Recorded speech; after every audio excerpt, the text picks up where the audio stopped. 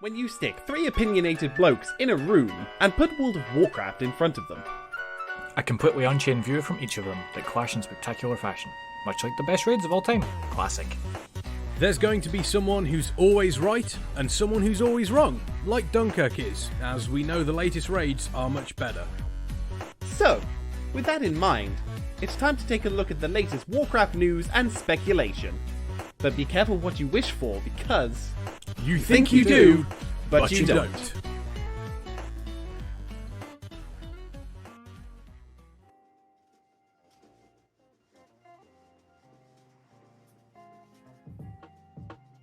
Good evening, ladies and gentlemen. My name is the almighty Farseer, and I am joined here by the illustrious, glorious, and I was trying to think of another word with us, but I couldn't think of one. Kexman. Marvellous. No, that's copyright by Stanley. Gorgeous. That's copyright by George Clooney. I don't think that's entirely true. World's most was it handsome man? I'm pretty sure he's won awards for or been on the cover. Oh, of without a shadow of a doubt. Have you seen him? I know, envious to the core. But hey, enough about George Clooney. Everyone talks enough about him. Welcome to You Think You Do, but you don't. This is episode 31 on the 29th of May 2020. Kexman, go ahead. It is. You have a new background. There's been a move around in your area. A room does exist behind me. There is a realm that I exist within. Yes. Also, talking about George Clooney, the most beautiful man in the world. Yes. Famous people and all this sort of stuff. We have a new co-host today. We do. For those of you that are listening via podcast, it's a good job because his true form is almost too great to see. We are joined by the almighty Farseer. Yep, Thank you for joining us here, almighty Farseer. A man of few words. Yeah, that's true. A man of few words. Yeah. When he does speak, you need to listen. It's true. You doing okay, almighty Farseer? You good? Hello guys, glad to be here. That wasn't a male voice, but I mean, almighty Farseer has no gender. It's a totem. Yeah, it's a totem. It has no gender. Don't judge, yeah. Like, sometimes they may sound male, they may sound female, but we're joined by the almighty Farseer, who will be inputting now and then their opinions into the discussion. Because Dunkirk's not here, I mean, Almighty Farseer. It's true, yeah. And since the alpha began, Almighty Farseer's just been with us. It only made sense. It only made sense to have them with us. So yeah, there we go. That's what's happening. So yeah, that's that. Sorry, that just threw me off a loop for a second there. But anyway, yes. So aside from that, we do have a couple of things to go through today on today's show. First things first, this is less of a topic and more of just something that should really be done, and we should have done with other shows, really. But firstly, we'd like to welcome, officially, Girls Gone WoW to the Warcraft Radio family. We would. EJ and Raven, thank you for joining us and bringing over your wonderful community. Fantastic people as well. Yes. Community is phenomenal, and I think Athalos was on the show over the weekend last week, and it was really, really fun to watch. And I think it's kind of got the same sort of energy that we have. I think it's a British thing. I definitely feel it's an English/British thing. I think that's so. Raven and EJ, I believe they're both British. They've got the same sort of. So if you kind of enjoy the British banter of our show, you might like Girls Gone WoW. Definitely check them out. They're going to be here at Warcraft Radio. I'm not quite sure what their times are just yet. I'm not too familiar. It's the old Heart of Azeroth slot on Sunday. So I believe that is 3 p.m. EST, which is either 7 or 8 p.m. BST. I believe it's 8 p.m. BST, but I could be incorrect. Okay. But it's definitely on a Sunday. So make sure you're sticking on. They've got their first episode with Warcraft Radio this Sunday, and I recommend you all go along and watch it because it is a great show. And I can't speak for the whole station, but I will. We're all very, very happy to have the Girls Gone WoW here with us. But I don't know. I met with a very, very shady gentleman the other day. Is that Athalos? Because he can be shady. No, sometimes. it wasn't Athalos. I met with a very shady gentleman, really tall, bit skeletal looking, really into deals. Really, really into deals. And I may have made a deal with him. It was only a small deal. Oh no. What? Almighty Farseer's got a lot to say. They're not happy. They're telling you this is unwise. What did you do, Kex? What did you do? I just made a small deal, but I actually have information that there is going to be something coming soon on top of Girls. Well, not on top of Girls Gone Wild. That sounds weird, but there's another announcement. Yes. I can't. I made the deal. I can't talk too much about it, but I have got a little something that everyone will see tomorrow. That's all I'm going to say. Okay. All right. I've got no idea. Kexman's holding the secrets. I made a deal. I can't. Okay. You make a deal with this man, you can't go back on that. Does the Almighty Farseer know what it is? I saw it a week ago. Okay, so that was apparently they foresaw it. It's just that's all I can say. Apparently they foresaw it. Yeah, but they're not going to tell me either. So shush. No, don't spoil the astronauts go to Space Mars to do a live show from the ISS. Is that where BlizzCon's going to be held? Oh, yes. Damn it. So, That's where BlizzCon's going to be held. We realised that we can't hold it anywhere on Earth. Spoilers. So it's going to be held in space. Where there is no COVID. Yes, exactly. The one place that COVID cannot go. Yes, space. Space! Yes, so we must all go to space. That's how we get around COVID. You know when they said we need to make changes to our lives from now on? That's what they meant. We're just going to space. We're abandoning the planet. Yeah. That's it. It's done. It's happening. Just let the animals have it. That's true social distancing. People say 2 meters. I'm going 2 miles away from everybody. I'm going 2 miles up. 20,000 miles. I don't know. Thank you, Marla. Someone got it. Thank you. How far is, miles-wise, station from ground to where the station ISS is? How many miles do you think that actually is? Let me find out for you. I'm pretty sure it's somewhere. Let me Google that for you. I'm pretty sure. Let's find out how many miles it is. This is absolutely random. Anyway, getting back on topic while Kexman looks that up. We are 220. 220 miles? Yeah. That's a lot less than I thought. As if you had... What did you think it was? I thought it was 2,000 miles up or something. It is quite far, but I mean, in the grand scheme of things, I guess not, but Yes, welcome. This is your first insight into just how big space is. Well, yeah, I know, but just let's not go into that. There'll be massive. There'll be discussions that we'll be going to very crazy deep theories. Anyway, speaking of theories, we will be talking about broken theories today, and we're not talking about space. We are talking about World of Warcraft and a subject that we touched upon briefly before on other shows, which is basically people taking what people. Well, you say touched upon things that we've spoken about, dragged into shows and beaten to death with bats before. But this specific point you did say, I do remember a sentence of people, when Ian's interview came out specifically, they take what they say and then they blow it out of proportion. That's exactly what we're going to be talking about. And people making theories with very loose bases to go off, and then sometimes even none. But hey, and also, I think the one thing that we need to also talk about, I suppose, is not only the theories that are coming out of it, is how useful this is to the community and how useful it is to Blizzard themselves. Mm-hmm. Because there's obviously a slight little bit of, you can get a bit of blowback from this. So I think we definitely need to speak about that aspect of it. It's not just theories that people are coming up with, but the results of those theories. Yes. And of course, the one bit of news that everybody heard about, and if you haven't, don't know how, BlizzCon Virtual Edition confirmed. Wow. Well, it's okay. Plans. Okay. Plans. Physical BlizzCon cancelled.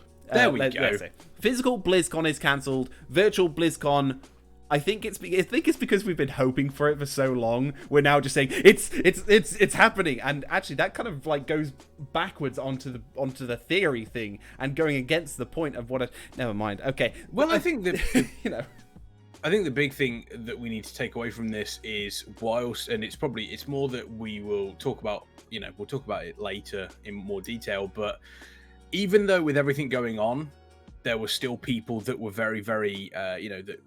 We kind of knew that this was going to happen. Yeah. It's still upsetting.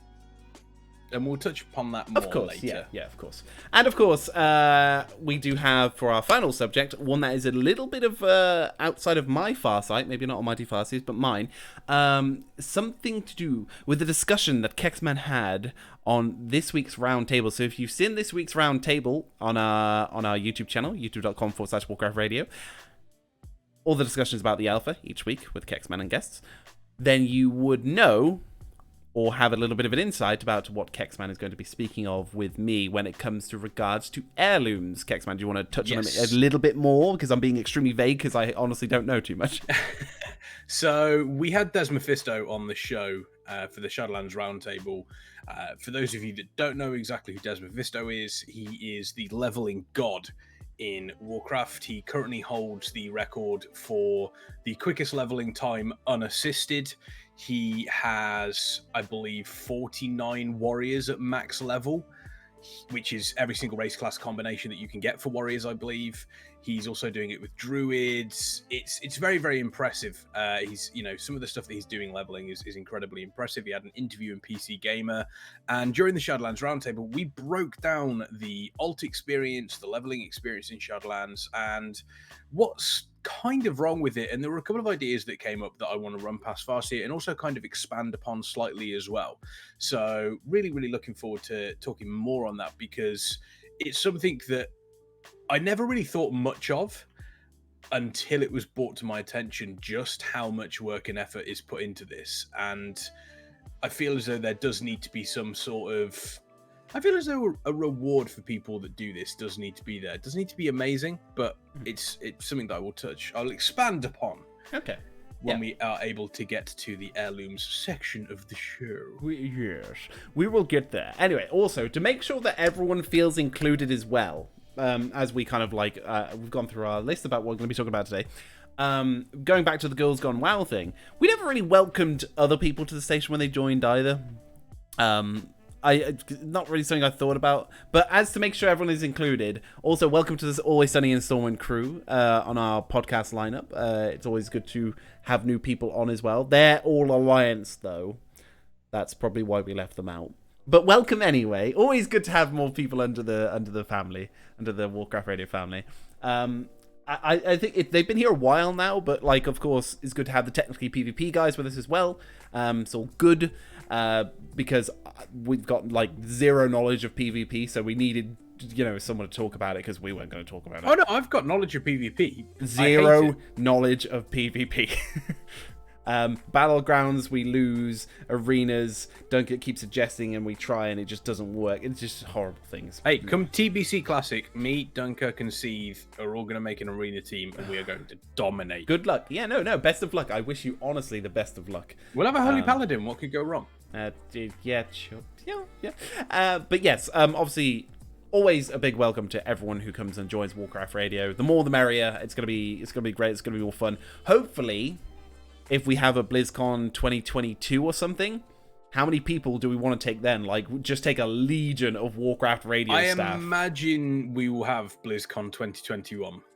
You reckon? I think so, because... You mean physical BlizzCon? Physical, yeah. Okay. We know we're going to get a virtual one that they're planning on doing earlier.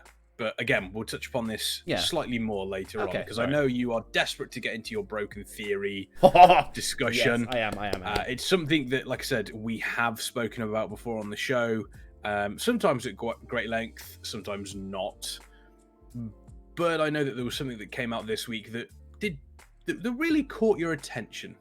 Yes. Now, if I were a more organized man, I would have had a little media clip of it to play, but I don't. However, I will touch upon this and go into it as quick as I can just to explain it. So, our biggest fan, Bellular, Actually, no, our biggest fan is Pyro. But the biggest fan we are of is Bellular. Now, Bellular is considered quite an informative and well-read individual to many in the WoW community. And one thing I'd like to point out, when we talk about Pyromancer and Bellular, is we and it's something that we've kind of touched upon and joked about, but it's something that I feel is important. Mm-hmm. We are not necessarily saying that they don't know what they're talking about, because the knowledge that they have on the lore is, they do have an encyclopedic knowledge of the lore. There's no way you can doubt that. And, at the end of the day, they are, they have sometimes produced some great content. It's what they do with their knowledge of the lore that sometimes seems to cause confusion. Yes. And just before I go into it, Grosspot says they'll probably do an unpopular announcement for the virtual ticket only BlizzCon, so they don't have to have another Diablo Immortal disaster. I don't think they're going to have another Diablo Immortal disaster. I think they've learned. They've learned from that one, I'm pretty sure. But anyway, yes. So the reason that we sometimes go so hard against people like Pyromancer and Bellular is because we're very passionate. We're very passionate World of Warcraft players. We're very passionate Blizzard fans. We have played the game since Classic, Burning Crusade.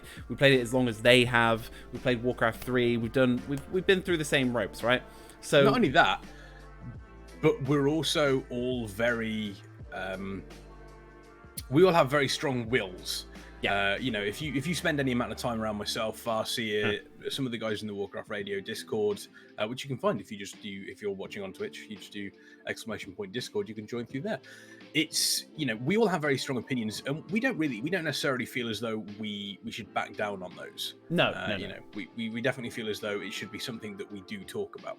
It's like the very premise of this show or something. It's like maybe one of the main reasons why we might have made this show or something. Anyway, so yeah. So it's not like we kind of dislike them as people. It's just sometimes it's their opinions, very much their opinions. So we're going to get passionate about it. So with that in mind, I'm going to be very passionate against something that Bellular has said and been speaking about, because this falls right into what we said earlier. We said people are going to take the interview that Towley, I think it was Towley's interview. I might be wrong. Correct me if I'm wrong on that one. But someone's interview, because so many people have interviewed Ian lately. I can't keep up. There is an interview with Ian where he mentioned about time working differently in the Shadowlands, which we discussed last week. Yes. About he dropped a little bit of a thing about a death pantheon. But it wasn't a hard, this is a thing. It was just a passing comment in how he said it. Well, he said the way he mentioned the time thing was, they mentioned, are we going to see any, is it going, how is time working? And he said, Ian's, to paraphrase him, Ian's basically said, it doesn't work as a simple sort of it's 10 times faster, it's 5 times faster. Time is more fluid in the Shadowlands. And that was basically all he said. I think it's more fluid or more chaotic or more wild, something like that. It basically is different to ours, yes, but there isn't a simple, it's slower or faster, which is fine. So, but the thing is, you could take from that, we could pop out back in Azeroth 2,000 years later, or we could pop back on Azeroth and it's just been a year, like it is with every other expansion. It could be that, okay? So, with that in mind, Bellular goes on down this theory road. Now, like I've said in the Discord, theories are good. I like theory crafting. We do it all the time. We've put forward our whole prediction of the Lightlands expansion after Shadowlands, myself and Kex. We're very hard on that. We're not going to defend it to the death, and we don't actually have a lot of basis for what it is. We're just spitballing is all we're doing. It's more of a wish than it is. It's more of a wish, yeah.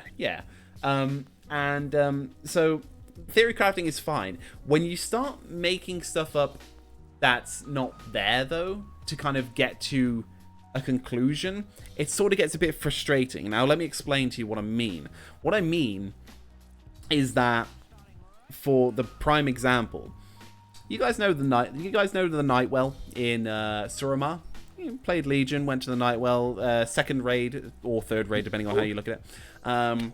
big opposite to the Sunwell, big thing of energy, purple energy going up into the tower. Looks pretty cool. It's pretty awesome. And you see it a couple of times in the raid. You see it when you're taking on the second boss, and then you eventually like kind of at the font, the peak of the when you're fighting Grand Magistrix Elisand. Yes, and it's it's a fairly simple design but elegant, and one that very elvish. Yes, very elvish. Very elvish. Now, and of course, in one of the rooms near the Nightwell, you fight I think it's a boss, which is basically a time-themed boss, where he basically does different abilities. He's sort of linked to the Nightwell in some sort of weird time way. And there's things... Yeah, there's definitely a little bit of elements, and you're like, okay, cool, Nightwell. We know all the Nightwell, and Elisand. We know that Elisand had the Eye of Aman'Thul, which she used to bend time to with limits, of course, to reverse time so she wouldn't die, and then reverse it again, and yeah, that was all its own contained thing, and it was pretty cool. That's pretty awesome. Now, Shadowlands. Oribos has been released. Big city of Oribos looks really, really cool. The main city of Oribos is where all the souls go when they die on Azeroth and beyond. And they go through Oribos, and they are judged by the Arbiter to then be sent to either Revendreth, Maldraxxus, Ardenwald, or Bastion, or the Maw. And obviously there's a problem with this right now. The Arbiter's offline, etc., its own thing. However, Everyone's sort of seen the design of Oribos right now. Most people have seen it. If you haven't, it's basically big structure, souls funneling all through it, going through and down the center, big circular one. The structure of Oribos itself is very, if I had to equate it to anything, it looks very dwarvish. I kind of like the design. The aesthetic is really cool. It's really, really nice. It's actually, I think one of the things that I've seen is someone said they didn't believe that there could be a better they had fond memories of AFKing in Shatarath in Burning Crusade, and they've said that Oribos gives off the same sort of feeling that Shatarath did, that it is very ethereal, very different to what we have seen previously. Yeah. So anyway, so we've got Oribos and we've got the Nightwell, right? So Bellular says this. He says that because everything was crafted by the Titans, like the Emerald Dream, and it was crafted through life, the Shadowlands, he has a heavy feeling, was crafted by Aman'Thul, because time is wild there, and because time is wild, he thinks it may have been crafted through Aman'Thul through the power of time, or maybe there's just some weird time elements weaved in with it. Now, that's not the end of the theory. You're kind of going, okay, following you so far. He then goes into the theory of saying that the Nightwell is somehow related to Oribos, because Elisand uses the Eye of Aman'Thul, because that's related to Aman'Thul, and Aman'Thul crafted the Shadowlands in this theory, and because the design of the Nightwell looks like the design of Oribos. I have grievances with this. So, to start off, we have had recently confirmation that there is a connection between some of the stuff we see in the Shadowlands versus what we see in Azeroth. They had a interview recently with the guys who were who did a lot of the stuff for Bastion. Johnny Cash and his team, who did a fantastic job. Really enjoyed Bastion, which you and Atlas have interviewed as well. Exactly. We interviewed them at BlizzCon, which you can find on YouTube, youtube.com/Warcraft Radio. And they also have, there is a slight bit of lore that Odin peeked into the Shadowlands, and what he saw a very faint image of something, and thus he created the Valkyria. It's been confirmed that what he saw were the Kyrians, and he then created the Valkyria. That was confirmed in the recent interview that was released yesterday. That is pretty cool, though. That's a nice little snippet. I like that. Yeah. So we know that there is connections between the Shadowlands and Azeroth, and there are multiple theories out there in regards to Sardathrius. We know for a fact that the Lich King's armor, which directly was involved in a lot of the stuff that happened on Azeroth, was crafted in the Shadowlands. So there are connections there. Heavy theory that is crafted by the Forge Master, this mysterious Forge Master we've been seeing and hearing about. Now, it almost seems to me as though there is a very, very extreme connection. Like this is the furthest of grasps that because time is chaotic in Shadowlands, it was created by Aman'Thul. And I think it was Rav that said, we were discussing this the other day, and I believe it was Rav that said, it's not everything has to be created by the Titans. Mm-hmm. Just because the Titans are present in our area, just because they're present in what we do, doesn't necessarily mean they have to be present in everything else. It's entirely possible that the Shadowlands is something entirely different, something entirely new. And the fact that it exists, its time is more chaotic, isn't because it was created by Aman'Thul. It's because it's out of the normal fabric of quote-unquote Warcraft reality. Yeah. That's a perfectly decent explanation. I'm not saying that it couldn't have been created by Aman'Thul, but why? Yes. Why does it have to be created by Aman'Thul? Why could it not exist as its own thing? And I know there are a lot of people that will turn around and will go, Blizzard pulling lore out their ass. Yeah, it's their world. Mm-hmm. They created it. If you are at a point where you're saying you can't create that lore to the creators of that lore, you're an idiot. Yeah. Look, so here's the thing though, right? I think it might be... I don't know if it's bad storytelling, but it gets a little bit tedious when everything links back to the Titans. Like, everything. It's because there's no mystery. There's no mystery anymore. It's, it was Titan. Titans. And they've become, at this point, boring. To me, they've become boring. Like, I'm fed up when the answer to the question is Titans now. Well, here's the thing. It's not so much Titans as well. It's more the Pantheon. With the Pantheon, now, yes. If it was a case of we know that the Arbiter's there, we know that the Jailer's there, Musula's there, so and they've hinted at a Pantheon of Death. Mm-hmm. Now, if the Shadowlands was created by the Pantheon of Death, giving us a new look, Titans aren't just these 6 people. It's a whole different thing. You've got the Pantheon of Death. You've got the Pantheon. Maybe the Pantheon of Life. You don't know how this exactly works. I mean, ENR kind of being a thing is probably the Pantheon of Life, but you don't know. And, for all we know, we could go down a route where the Pantheon of Life is currently very, very preoccupied with a certain person called Sargeras. The Pantheon of Death, maybe it could be one of those stories where there has to be balance. You have to have a Pantheon of Death. You have to have a Pantheon of Life. Pantheon of Life that is currently being very, very preoccupied upsets that balance.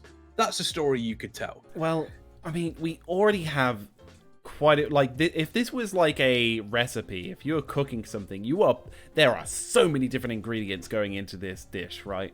So, this is a bit of spoilers, by the way, in Shadowlands, if people haven't been following, just giving you a pre-warning. Just giving you that's your warning. So there has been Naru confirmed in the Shadowlands. There is this whole theory of prediction of Titan involvement. There is Sardathrius with heavy indications that he was a Dreadlord. So there are Dreadlords here. There are Naru. There are so many different. There are Loa. There are so many different elements mixing in the Shadowlands, and it's hard to say where it's going to go. And it's exciting, and that's what I want it to remain. See, now I don't want all these elements to be in and all this cool stuff, and then at the end, Titans, Pantheon. Again, because oh my god, I'm so done with it. I like the pinnacle of the Pantheon was at the end of Legion when they showed up themselves. You're like, holy shit, it's a Pantheon. And that's it. That should have been it. It should be, now the Pantheon's done, let's focus on other things. The Realm of Death, nothing to do with the Pantheon. It's its own big, mysterious thing. Because here's the thing. I'm fed up of being grounded. I'm fed up of being grounded we can't float off and be in this, like, new bubble, in this whole new thing with completely out of our element, with no connection whatsoever to, you know, something familiar that we know. I don't know why, because we've gone off to the Shadowlands, the furthest we've ever been from Azeroth and, you know, our homes. We're literally in the realm of death, and they're like, but it's created by the Titan Zone. You're like, cool, well, at least there's a taste of home. No, stop, stop bringing it back. Let us go out and explore a big mysterious thing and have an awe of mystery about it, because this is me going wrong. This is me assuming it is connected to the Titans, by the way, okay? It might not be. I'm hoping it's not. But if it is, then you are once again grounding us and saying, oh, look, it's familiar, as always. We could piss off to a whole new planet across the other side of the universe and go, oh, by the way, there's a waypoint connected to Azeroth. I think the one thing that I understand your frustration. Yeah. There is so there's also in the Bastion interview that they did, there was also a hint that they are going to start introducing people from different planets. So they've mentioned that there will be people that we encounter, whether it's a big person or whether it's quite a small person. We've already seen a hint of it in Revendreth with some of the Sin Stones, mentioning different areas, different people that we've never even heard of. And I like the idea that they're going to start touching upon that. It does make it feel more alien.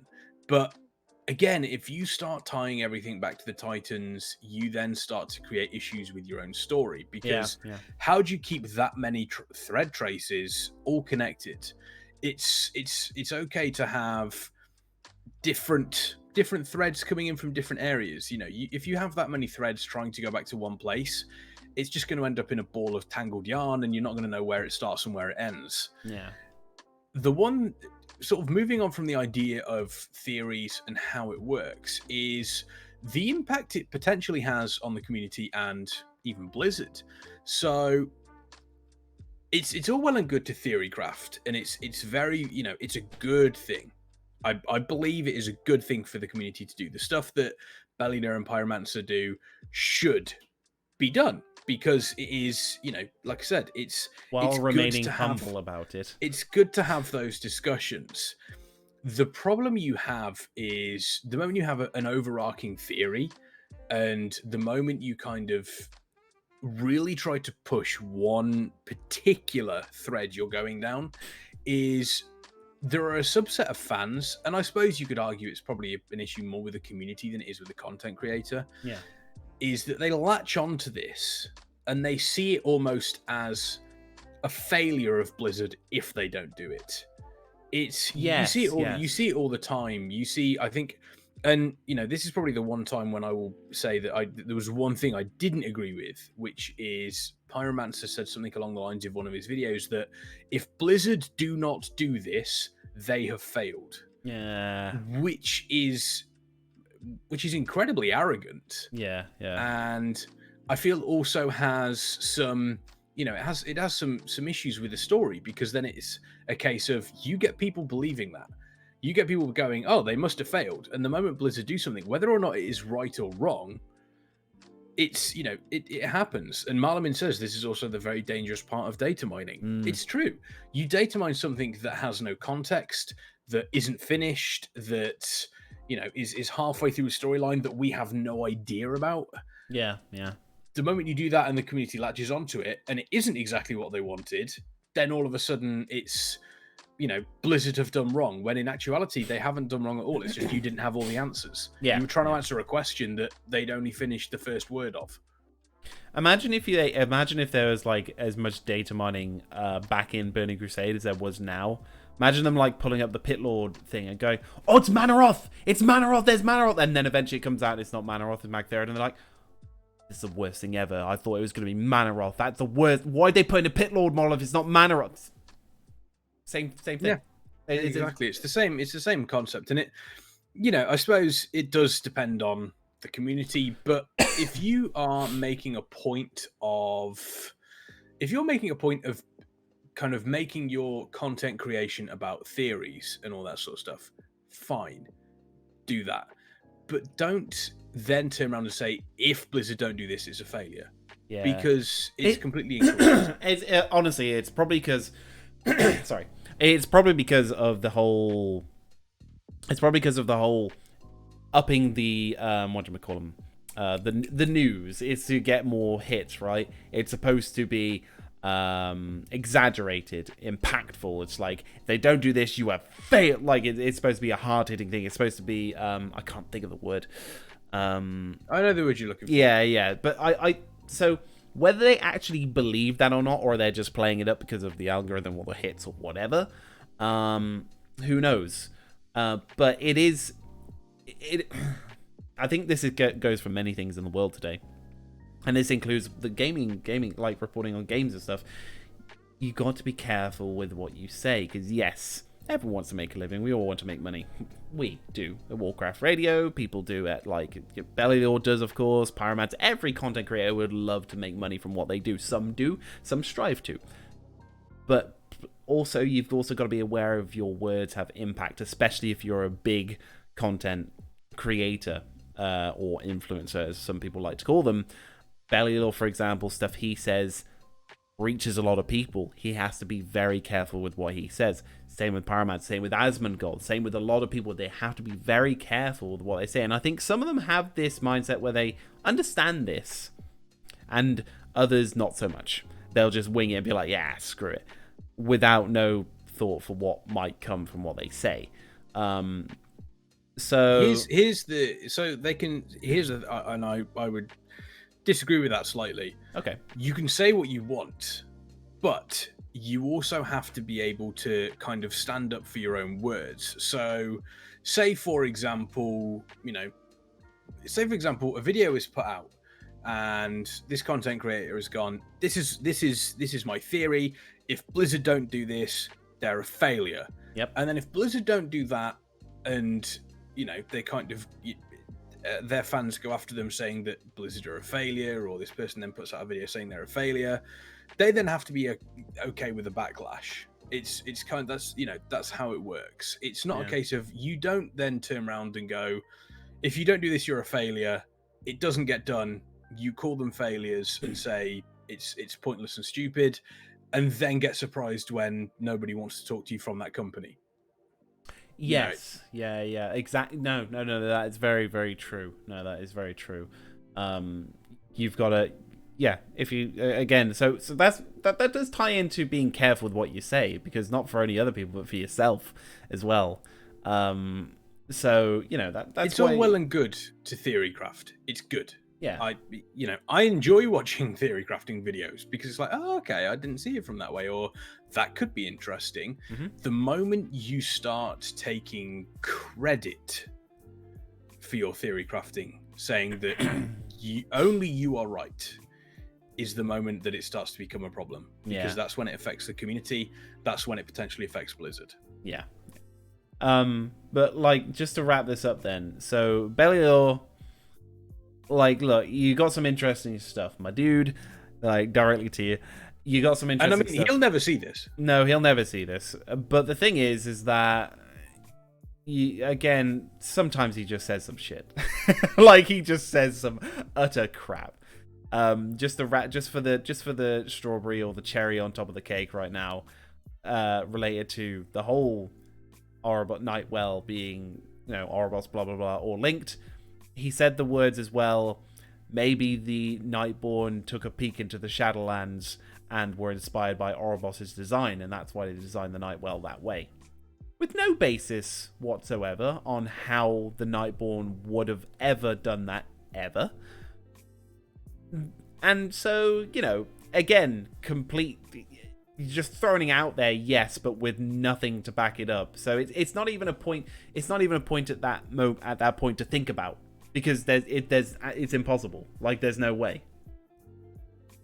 It's just like throwing something out, like saying, oh, Thrall and Varian had dinner at one point during the Cataclysm War. What, why, how, what, when, where? It's like you're just making something up and just throwing it out there. Don't do that. I think maybe sometimes he just gets carried away with the stuff he says, and he just doesn't. He's just like, yeah, just give it to the editors, throw it out, or whatever. But hey ho, just be careful with what you say. Otherwise, don't be surprised when it comes back on you, or if other people start saying stupid shit and then quoting you that you said something stupid. I'll happily take responsibility for that. I say stupid stuff all the time, so.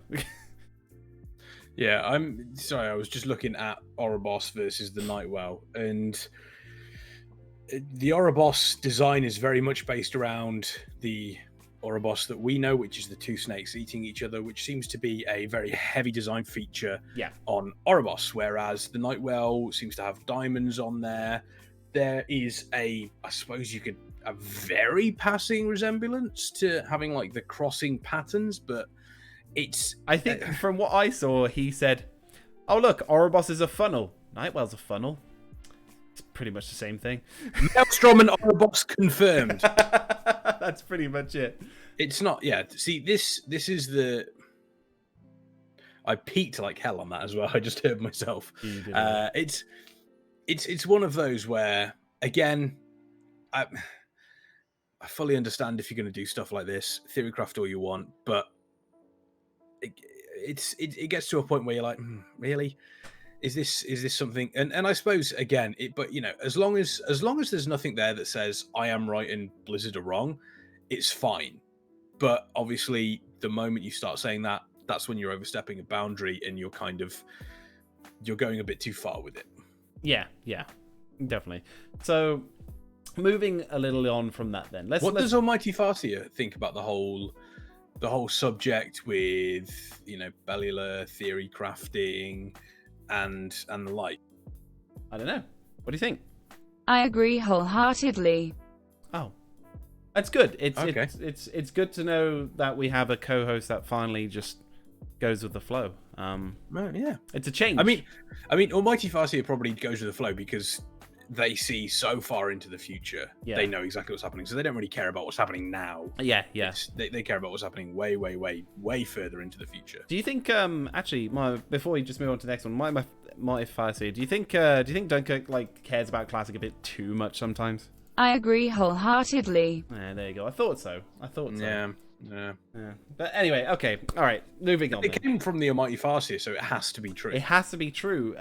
They see very far into the future or the past. We're not quite sure, but they see many things that we don't. Right. Okay. So let's move on then. Virtual BlizzCon, or BlizzCon 2020. Virtual BlizzCon. Virtual BlizzCon. No. So Kexman, you like doing quotes. Please quote us the statement from Mr. I believe J. Allen Brack. I believe it was. It wasn't. It was not. Okay, then that's why I'm asking you to do the quote, because obviously I'm starting it off wrong. But there was a quote from Blizzard Entertainment. There was, and it was from Sarah Lynn Smith, who's the executive producer of BlizzCon. And hello, Mr. GM. Mr. GM, good to see you. Continue, sir. The update is as follows. Hello, Blizzard community. Several weeks ago, I shared an update about our uncertainty around holding BlizzCon this year. Since then, a lot has changed, and a lot hasn't changed. During this time, we've had many discussions about what holding a convention could look like in light of all the health and safety considerations we'd want to make. We've also talked about different paths we could take and how each one could be complicated by fluctuations in national and local health guidelines in the months ahead. Ultimately, after considering our options, we've come to the very difficult decision to not have BlizzCon this year. We're feeling deeply disappointed about this decision and imagine many of you will feel the same. I truly love BlizzCon, and I know that's a sentiment shared by everyone at Blizzard. We will sorely miss connecting with so many of you at the convention and recharging our geek batteries this fall. But we will meet again. We're talking about how we might be able to channel the BlizzCon spirit and connect with you in some way online, far less impacted by the state of health and safety protocols for mass in-person gatherings. We'd want to do this as soon as we could, but given that this is a newish territory and the different factors involved, it most likely will be sometime early next year. BlizzCon is also a stage for big esports events in Blizzard games each year, so we're also looking into alternatives for supporting some of the high-level competition that would normally take place at the show. We'll tell you more about our plans as they develop, but in the meantime, we hope to see you exploring the Shadowlands, hanging out in the tavern, pushing the payload, do it, and wherever else in the Blizzard universes you may roam. So that was released with very little surprise. I think people expected BlizzCon to be a non-physical event this year. Yeah. However, I think I speak for everyone who has been to a BlizzCon before, everyone who is planning to go this year, even though it was inevitable, even though we knew it was coming, it's still upsetting. I know you haven't been to a BlizzCon, Farseer. I know there are a couple of people in the chat that have been, some people that may not have, people listening to this may or may not have. Yeah. I've been to, I don't mean to brag, I've been to quite a few conventions around the world. There is something special about BlizzCon. And I don't know. Well, I don't know whether it's because it's such a specific convention. Like, you go to various different conventions and they're always spread all over, they're always spread all over. You have various different games there, movies there. You have fans of various different things. At BlizzCon, every single person that is there for a Blizzard game. And I don't know if anyone excuse me, I don't know if anyone who has been to BlizzCon can confirm in the chat for me on Twitch. There isn't one of the best feelings is standing in front of the Anaheim Convention Center next to the fountain, looking at all the banners they've put up and knowing that BlizzCon is inside those doors. It's such you can feel the excitement in the air, the anticipation in the air, and to miss out on that is, it's genuinely slightly heartbreaking, because it is so much fun. But I also understand why it had to happen. Yeah, no, this was a responsible thing to do. It would have been financially detrimental. Yeah. It would have been irresponsible. And ultimately, it would have been very, very bad if they said, "Nah, we're still doing BlizzCon," given the current situation. So it was a no-brainer that this had to be done. Oh yeah, massively. It was always going to happen. Yeah. Unless, and I think if they hadn't have done it, then the backlash would have been pretty damn strong. Yeah. For something along these lines. So yeah, I can understand why they've done it. It's still upsetting, because it means that this year there is no BlizzCon. However, they did hint at a virtual event. Virtual BlizzCon. There's been, obviously there's been a lot of people that have been talking about this for quite a while.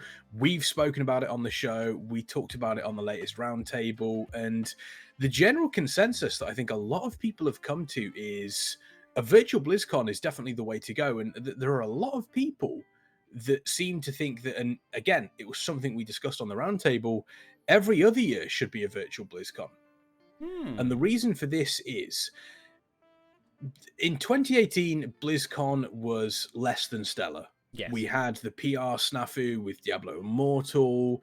There wasn't much there to realistically announce. We were still in BFA. Shadowlands wasn't ready to announce. There was nothing major there. Yeah. Last year, there was Shadowlands, Overwatch 2, Diablo 4, a Hearthstone announcement with an expansion. There was a lot. Yeah. There was a lot at BlizzCon. Now, I think packed. the one thing that we spoke about is having two sort of like almost having two separate things. So having a virtual BlizzCon is a good idea, because it means that, you don't have to get that many people there for not many announcements. You can do them virtually. Mm-hmm. However, the downside of that is, I'd say 75% of BlizzCon is about the community meeting each other. It's about the community physically being there. Yeah. The announcements, I feel as though, have taken over what people think BlizzCon is. BlizzCon is a celebration of Blizzard games. It also so happens it's where they do their announcements. These are two entirely different things. I have a point to put into this. So there have been many, I can imagine many if not all conventions cancelled for the foreseeable future, at least until the new year. Oh, massively. And the ones that I would attend are also no exception. Now, I was going to head to a convention last weekend, which obviously didn't go ahead because of the same reasons. And so instead, they opted to do a virtual online event instead. And, you know, just as a little something. It wasn't the same, but they said, let's put something together, let's do it. And you know what? It was like a little slice of the convention. It wasn't obviously it's not the same, but it was like having a little slice of convention. A lot of people were online, people were together, they gathered in Discord, and they had cameras up, they were playing games, everyone was having fun. It was a great time. And it made me miss the convention just that little bit less because I had this. So if that's a reflection of anything, I think if BlizzCon does that, Virtual Blizzcon, win. It's a win. I think it will. I think it will help. It is better than having nothing. That is my you know, and I know that there's a lot of people that have been talking about, oh, well, they could still do BlizzCon, you know, they could do a smaller BlizzCon. It's like, yeah, but they could, but then you only have a very, very specific amount of people that can be there, which again kind of defeats the purpose. How many of that, like 100 people are you going to choose out of the like how many went last year? Like I don't even know the number. Athelos digital, yes please. Yes, we know. Athelos, we know. Out of the thousands that went last year, out of them, which 100 are you going to pick to go to a small BlizzCon? You don't. Well, I think the other thing as well, and this is how I'm rationalizing it in like my head of missing BlizzCon is, yes, it's bad that this BlizzCon is being missed. Yeah. Because it has to be. However, just how good is next year's BlizzCon going to be? True. That is the way I'm thinking. Next year's BlizzCon is going to be amazing. That is if America is still on the map at that point.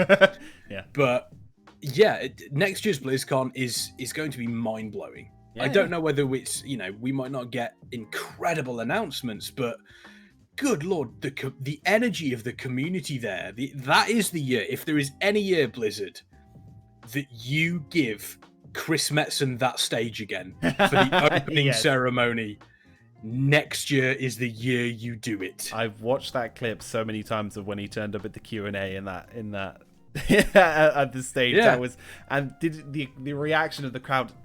Like so many people love Metzen. He had so much energy and charisma, and just he was just Blizzard, right? He was Blizzard through and through. And I miss the guy. Honestly, I still wish him well, and I'm glad he's probably more than happily enjoying his retirement. But holy crap, I miss the guy. And if you are as much as J. Allen Brack is a great speaker. They've got some great speakers on there. You know, you've got Kaplan, you've got Kosak, you've got a lot of them that are fantastic at doing stuff like that. But next year, if there's a physical BlizzCon, the community is going to be buzzing. That is the year you bring Metzen back, even if it's for that one-off. Just that one-off where he is on stage getting everyone worked up. Give him Thrall's outfit as well. Just get the wolf pelt over there. Hang on, let's not go too. We're going. No. The man is glorious. Get him in the wolf pelt over there, showing off muscles. Be great. Just go the 100%. Go big or go home. Kexman does not endorse what Farseer is saying. But again, it's about that celebration, and I think it's, you know, again, next year is the year. If you're going to go to a BlizzCon, go next year, because you can't go this year. And if you haven't been to one yet, I think you're going to be. You know what? In fact, I think the opposite. No one can stop you from going to BlizzCon this year. Go. You get there. Yeah. You go to BlizzCon. Don't let no one stop you. Don't let your dreams be dreams. You go to BlizzCon this year. But I think so. We've spoken enough about the physical BlizzCon being cancelled. We've spoken about that quite a lot. I suppose my my question to you, Farseer, is if they do a virtual BlizzCon, how would you want to see that structured? Would you see it very similarly to a physical BlizzCon where you've got quote unquote panels for you to watch, or would you rather see it as like a one-day event where they do various different things? What in your eyes constitutes a virtual BlizzCon? So BlizzCon is 2 days, isn't it? Right? BlizzCon. Well, the event is 2 days. It feels about a week. Okay. So what you do is you have something to do with Wowhead and others bringing up some organized event and some loosely connected with Blizzard for the day before, like the events you had before BlizzCon before. What was it called again? What was the event called the day before BlizzCon that you guys attended? Oh, Con Before the Storm. Con Before the Storm, yeah. So you do a Con Before the Storm thing, like just a community thing, just a bit of fun for the day before, get everyone prepped, get everyone hyped for BlizzCon. Saturday comes around, you get BlizzCon come and happen, you get people hosting it, you get people like on just desks. A note. BlizzCon's Friday, Saturday. Okay. So then, yeah, you get people hosting, you get people on desks. Maybe, as we've discussed before, maybe you get good, like big names from the community. You get Asmongold, you get Esfand, you get Taliesin, like you get different people. Maybe each one to introduce the next panel. Maybe they're in the panel. Maybe they're doing interviews. Maybe they're doing Q&As. Maybe they're doing judging contests. Like if people are showing off, like, you know, because Asmon judges his transmog contests all the time. Why did he judge a real-life costume contest? Everyone sends submissions and he goes through them. He'll be a harsh judge, but that's what he is. But it'll be entertaining, and it'll be very community involved because, you know, every content creator has their community, and this is about bringing it all together. Now, it's cool that you have Ian and you have GL and Brack, and you have these big names up on stage, you have them sitting on the camera, but that's more Blizzard talking to us rather than having a bit of a community BlizzCon thing. Which is not what BlizzCon is about. You know, as you say, it's about community. So bring in the community figures. Like, I see like Asmongold, I see Taliesin and whatever. They're like the steps between the community and Blizzard, right? So it goes them to them, and that's how you connect with them. So definitely bring them in to like kind of, you know, help that connection. And yeah, make it a big thing, make it a cool thing. Everyone just bring in loads of fun for everyone. Why not? You would almost have the virtual ticket become, or the virtual BlizzCon, should I say? You would have at least every single sort of panel they did or discussion or Q&A, there would be someone from the community there. So for, you know, in some way, yeah. So it ties it back in. Okay. Yeah. I could see that. I think, in my eyes, a virtual BlizzCon needs to be a mix. Mm-hmm. So I believe there should be some panels. You know, they could quite easily do the wow, what's next panel. We've seen that every single BlizzCon, and there's always at least 45 minutes. There's slides, there's them going through everything. I think we can have those interspersed with community stuff. Do you know what would make me laugh so much? Just like, wow, what's next? Just has that rotating for about 5 minutes. Then it just swipes away. It's like, what's up, boys? Just boy Asmongold. It just pops up. Like, how great would it be? It would. Well, I mean, it's one of those, I suppose. Again, but you could be a little bit more light-hearted with it. Of course, yeah. And again, there's a lot of stuff they could do with it. They could do stuff that we wouldn't normally see at BlizzCon. For example, they could do and I highly doubt they would ever do this because obviously there's a lot of stuff that they need that they would have to cover, but they could almost do a tour of the Blizzard HQ, looking at some of the offices. They could almost before it's the most boring looking place on earth. Like nobody's been there before. It's just very much. Just to like go through. It's just like the most bland normal office like you've ever seen. I doubt it very much, but it would be quite comical. What a twist it would be. You'd be like, what? But you could have various different sort of like centers. It's like, okay, we've done with the WoW panel, we're now going to throw it over to the Overwatch guys, and it cuts to another part of the building, and they could play around. We throw it over to the Overwatch guys, and it's Darren DePaul right there in front of the camera. Yeah, you could really play with it to make it something special. Yeah. And I think if we are, we are seeming to go down the route of a virtual BlizzCon early 2021, and then I imagine we would get a physical one at the end of the year. You know, there's a little bit less time between them, so there's more teasers they could set up. But I think it's a case of they know they're going to go down the virtual BlizzCon route. Why not have fun with it? Why not do something special that you cannot do at the convention center? Yeah. Instead of thinking, oh, well, we can't do this, we can't do demo bays, we can't do statues, we can't do this. Instead of thinking that way, think, well, what can we do?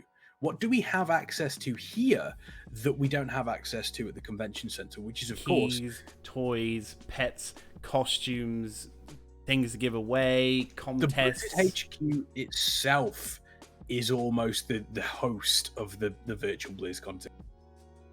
Yeah. And, you know, by the time they do it, maybe, like, you know, we'll have less restrictions. They'll actually be back at Blizzard HQ, obviously with safety precautions in place, but they'll all be back and working. So, yeah, no, I definitely love to see it. We'll wait and see what it brings, of course. Oh, yeah, and making a change, I want to get Almighty Farseer's thoughts. You know, it's nice to have this sort of change from Dunkirk constantly being negative, being Scottish. It's nice to have someone who has knowledge of this sort of stuff. So, Almighty Farseer, with the virtual BlizzCon tickets, do you believe it is a good idea? BlizzCon sounds great. Let's do it. Simple answer. I'd like to point out, Warcraft Radio isn't being right back. That's Athelos on the Warcraft Radio account. We're staying here. Yeah, no, we're fine. We're not going. Oh, hang on, no, he says BRB. We gotta go. Oh god, I can't remember if we have a BRB screen. Oh, we do. Holy crap! Wait, hang on. You don't know if we've got a BRB screen? I've never had to use it. Look at that. It exists. I've never had to use it. Oh well, we do as well. There we go. We'll be right back, Athelos. Thank you. No, we are staying here. We've still got a whole. Unfortunately, you've still got a whole other hour with us. Oh no.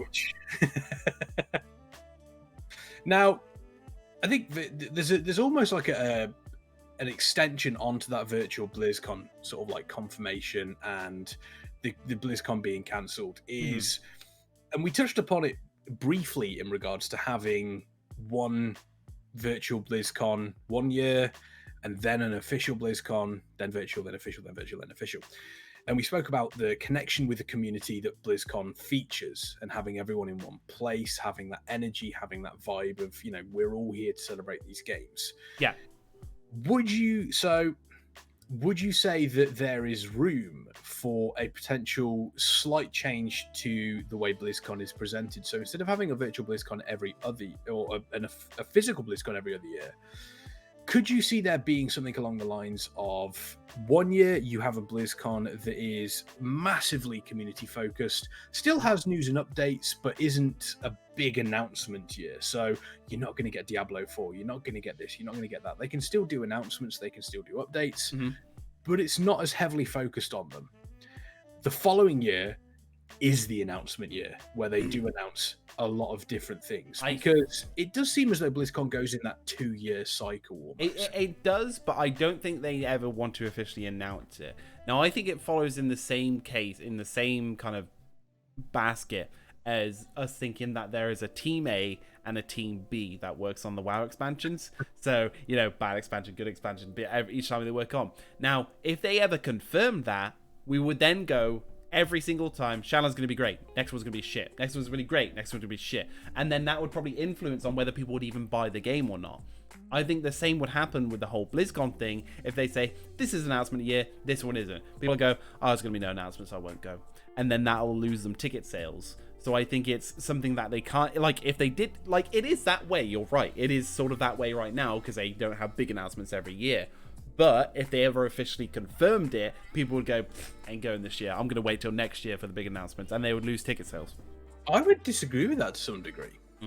Because the people that I've spoken to that have been to BlizzCon, and again, if you're in the Twitch chat, if you have been to BlizzCon and you agree or disagree with what I'm about to say, please do say. You know, you can always get us on Twitter, YouTube, stuff like that. If you're watching this on a VOD, then please let me know exactly if you agree or disagree. But very, very few people that I spoke to ever said, yes, I go to BlizzCon for the announcements. Almost everyone exclusively says they go to BlizzCon for the fact that they have, again, they're surrounded by the community. They get to see guildmates. They get to experience the different things that go on there. The Darkmoon Fair, the Blizzard Arcade they recently introduced, the events that happen, March of the Murlocs, for example. That's a massive. I'd change the question. So, when you go to people, you say, "What do you go to BlizzCon for?" Change that to, "What are you looking forward to the most at BlizzCon?" Well, yeah, I suppose. Because when you ask that, they'll go, this game, this announcement, this. Not many people go, hanging out, and I mean they do probably they probably do, and they probably have a great time. But when you ask them, what are you looking forward to at BlizzCon? They go, this announcement. I'm hoping they announce this. And the interviews, even you did it on the BlizzCon floor yourself. Everyone's like, I'm looking forward to this, or I'm looking forward to this. And it'd have been interesting to hear someone, I'm looking forward to just hanging with my guildies and whatever. It would have definitely been interesting, but I can imagine that the main consensus was, I'm looking at this game announcement or gameplay or something like that. I suppose, there is that to a degree. And I do kind of understand where you're coming from. Mm-hmm. But I don't think that's the reason for, I suppose the question realistically is, why do you go to BlizzCon? You can say people, what are you looking forward to? They're already there at BlizzCon, but that's not the specific reason they've gone. I think definitely a question of why do you go to BlizzCon is the question that should be asked, and it's one that isn't necessarily asked when you're at BlizzCon because people are already there.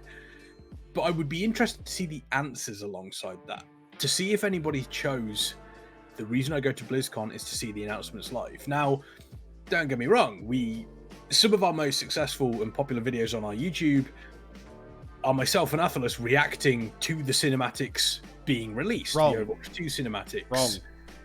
I said some. No, not even that. I need to correct you. Sorry, Kexman. Some of the most popular videos on our Warcraft video channel is you reacting to the announcements while Athalas looks at his phone. If the comments on YouTube or anything to go by, that's what people really take away from those. If there's something Atlas needs to take feedback on if he ever goes to BlizzCon in front of the camera again, it's to put that phone down. Otherwise, he's going to get a lynch mob after him. it was definitely a fantastic experience being in the crowd. Diablo 4 was slightly disappointing because for 30% of the cinematic we were just looking at a blue screen. Speaking of riots, almost then apparently, according to Kexman, like live from he was like the CNN news reporter right there. He's like, the people are going wild. Any second now, they're gonna get out of their seats. No, it was really crazy because you just had this. Everyone was so pumped for it, especially the way they announced it with like the countdown stopping at 4 and everyone realizing at the same moment what they had done, exploding when the cinematic came to life, and then and it just turned. It is no surprise that I actually didn't notice what they did at that time. Everyone on the Mythic stage just started it wasn't a hostile environment, but there was a definite shift. If there was a sound to describe it, it would have been, oh! Yeah, basically. You actually hear everyone at the same time go, no! Like, at the exact same time. I imagined at that time, just some Blizzard exec in the back who accidentally hit a button on a laptop there with a sandwich, like... Yeah, they've just sat on the desk with a sandwich. Just double takes at the laptop, like, that shouldn't be... Yeah, exactly. I think that's probably what happened. Sat back, peers out behind the curtain. Why are they booing? It's the spit take. Yes. But it was, weirdly enough, it didn't happen on any other stage. So I think it was a technician that sat on a control desk. You can't take away the feeling of a community being there when they announce something big. That, you can feel it. You can feel everyone getting excited. Shadowlands, when you see Ice Crown appear in the Shadowlands intro cinematic for the first time, you hear the crowd get excited. You hear it the same with Overwatch. It's when all the characters start appearing. It's palpable. Oh yeah. But I don't believe that's the reason people go to experience the community. It's almost a weird self-fulfilling prophecy. People go to experience the community experiencing those things rather than those things themselves, because people go to experience themselves. I suppose at the end of the day, if you think about it, realistically, you wouldn't turn around and you wouldn't spend your money to go to BlizzCon just for the announcements. No. Because you could stay at home and get those. Yes. Yeah, of course. There has to be, so it's if like you're going for the announcement, it's like a music concert. Yeah, you can watch it online, but experiencing it is very different. Exactly. You're experiencing with the community, and that I think is the key point when it comes to stuff like this. So I think you are correct, kind of going back to your original point where you said if they don't have those announcements, people might not go. But I don't believe that wouldn't be the case. I think people would still go to kind of be in the community experiencing it rather than sitting at home. And I honestly don't think they would be in a position where if they said, this isn't going to be an announcement heavy year, but we're still going to have a lot of stuff to show you. We've got demos. Like if they turned around and they said the latest, for example, they were doing BlizzCon this year and they turned around and they said, we don't have as many announcements as last year. We are obviously not going to, we've announced Diablo 4, Shadowlands, Overwatch 2 and everything. We know that there is, Tom Chilton is working on a secret project. We don't know what that is yet. So that could potentially be announced. We don't know when that will be the light of day. Exactly. But we, if they turn around and they said, we don't have, many big announcements, but we can give you updates on Diablo 4. Yeah. We can give you updates on Shadowlands, Overwatch 2, some stuff. Maybe we're doing a Hearthstone, maybe even a Hero for Heroes of the Storm. They could even push the button and do that. Whether it is Virtual Blizzcon or physical BlizzCon, I hope that okay, so it won't be at virtual because that's now going to be in 2021 they're aiming for. But if there's a physical BlizzCon, I would have hoped that they'd have had like a cool little cutscene or cinematic to drop for Shadowlands. That'd have been cool. I'd appreciate that. I think they will do. I would imagine we will get something. We might even get something on this June the 9th event. We don't know anything about it, but we could see something there. It's, it's one of those. But I think, if they turn around, no announcements, you can have updates. We'll have a new demo for Diablo 4, a new demo for Overwatch 2, maybe a new demo for Shadowlands with a new zone that's coming in patch 9.1 or whatever it is that they have. Maybe they could turn around and say, we've got this new thing in the Blizzard arcade, we've got this new experience. I still think people would go in droves because they can experience it. Yeah. And I think, it's not a missed opportunity by any stretch of the imagination, but it's definitely something they could have taken a look at. I don't think they, to be fair, on using that point as well, I don't think they benefit from saying this is, I don't think they benefit from pre-announcing of this won't be the announcement year, this will be this year, blah blah blah. I don't think there's no benefit to gain from it. Just leave it as it is. Sometimes there is, sometimes there's not. It's just how it be. Because if that is the case, and you say people don't go, you don't think it will sway people's minds to go for announcements, then it won't matter that they don't say it, because then they'll go either way. So why even bother? Just carry on as normal. Yeah, just carry on and keep doing what they're doing. Keep buggering on, as they say. Ooh. Interesting. Some small breaking news for you. Breaking news. We don't have a thing for that. Hold on. We should have a breaking news. I'll make a thing. There we go. Breaking news. Breaking news. The most janky breaking news thing ever. Yeah. So, for those of you that don't know, Farseer, you're a Blood Elf player. You yes, play Blood I am. Elves. Yes. Blue eyes on Blood Elves and Night Night Elves. I think this is something that has been brought up quite a few times. Hi, Elves. Yes, hold on. We're getting a breaking news theme. Oh, please. Is this a thing? Oh, there we go. Yeah, breaking news theme. Okay, go. I just saw this on Mr. GM's Discord as well, so this is where I've got this from. Okay, breaking news. So obviously, High Elves are, there's been a bit of discussion in the community because both Blood Elves and Night Elves are getting this High Elf thing going on. Mm-hmm. And the community's losing their minds, shall we say. And someone on Twitter mentioned, they said, I think at WatcherDev, which is, of course, is Ian Has a Ghostis, says, honestly knew for a while about the eye change options coming and still said it was NPCs only, because as we know, the blue eyes were data mined in Shadowlands. Mm-hmm. Just to get a bit more of a laugh about it. I can say I'd for sure do the same thing. good that player agency is a priority again, though, which is, very true. It's nice to see that we have these options available to us. Yeah. Ian tweeted back to this guy and said, honestly, that was the plan at the time. But the game is so vast, so specific questions often go unexamined while attention is elsewhere. After that interview, where he mentioned that Blue Eyes would be NPCs only, the team spun up a fresh conversation about Blood Elf, Void Elf customization options, and the recent blog lays out where we ended up. So it seems as though they are taking, and this is something that was spoken about in the interview that Athelos did with Ian, and is one thing that we have seen kind of recent, and I have my own theory about this, and I don't know whether it could just be me sort of going, woo, yeah. But the interview that Athelos had with Ian was so successful, and especially where Ian mentions Blizzard's failing in communicating with the player base properly. I think that almost kind of made Blizzard go, oh, we actually should be doing something with this. And this is why this alpha, has been so open to streamers and so open for data mining, but also open to the developers as well. The developers have spoken to quite a few people saying, this is what we want to do. This is how we feel this should work. This is where we're going with this, which is a really, really positive step. Yes.